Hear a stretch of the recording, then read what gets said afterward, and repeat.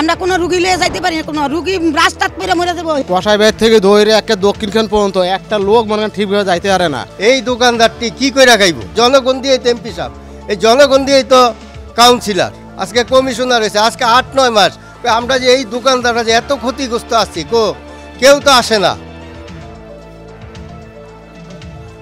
রাজধানীর দক্ষিণখানের সবগুলো সড়কে দীর্ঘদিন ধরে চলছে খোঁড়াখুড়ি। মাসের পর মাস যায়, কিন্তু সড়ক আর ঠিক হয় না।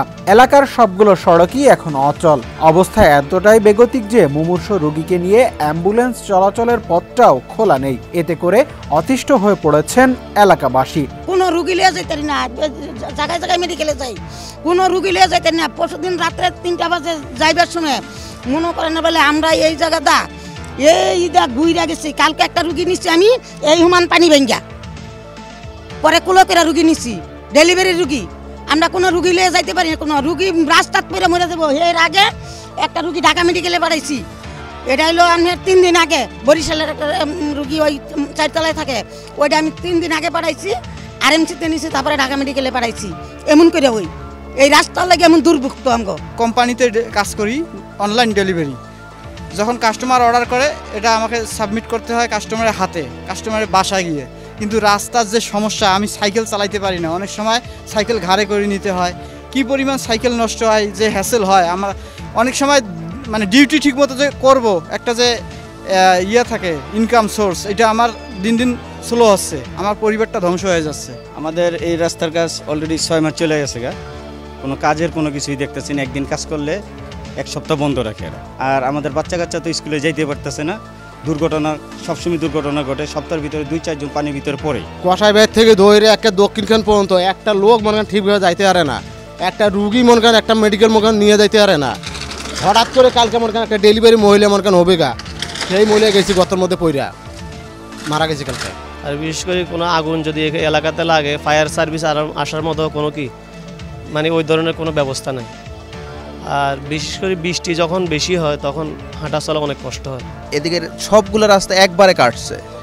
একটা মানুষ অসুস্থ হলে যে হাসপাতালে নিব সেই অবস্থাও নাই। সড়কের বেহাল দশার সঙ্গে জলাবদ্ধতায় জনদুর্ভোগ যেন চরমে। পায়ে হেঁটে যাতায়াত করাও এখন দুর্বিষহ পর্যায়ে পৌঁছেছে। এদিকে সংস্কারের কাজ দীর্ঘায়িত হওয়ায় ক্ষতির মুখে পড়েছেন এই এলাকার ব্যবসায়ীরাও। এই দোকানদারটি কি করে খাইব? মাসে তো ভাড়া কোনো মাপ নাই। বাড়িওয়ালা 1 মাসে ভাড়া না দিই, তাহলে পরের মাসে কয় দোকান ছাড়ো। দোকান দিয়ে ছেড়ে দেবো, ওটা লক্ষ লক্ষ টাকা ইনভেস্ট কইরা। বর্তমান আমরা এরকম পরিস্থিতিতে আছি যাতে না খায়া থাকার অবস্থা। রাস্তা ভাঙার পর থেকে কোনো এই রোডের যে কন্ট্রাক্টরও আসে নাই।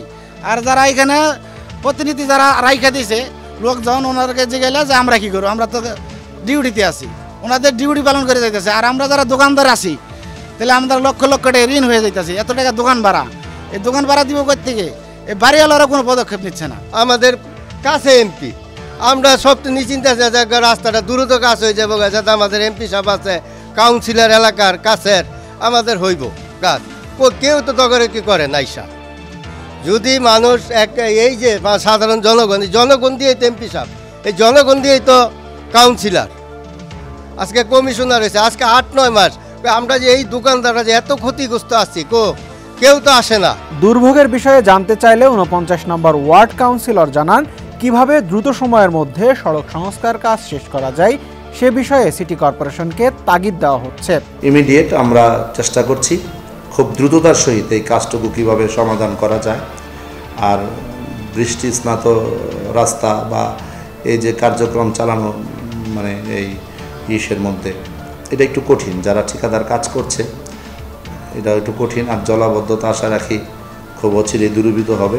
নিজস্ব আমাদের কোনো থোক বরাদ্দ নয় যে আমরা চাইলেই আজকে একটা রাস্তা ভাঙা, হঠাৎ করে রাস্তাটা ভেঙে গেছে ইনস্ট্যান্ট যে আমরা রিক্সায় পড়ে যাচ্ছে মানুষ, স্কুলগামী ছাত্রছাত্রীরা সমস্যায় পড়ছে, হসপিটালের মানে অসুস্থ রোগী যেতে পারছে না।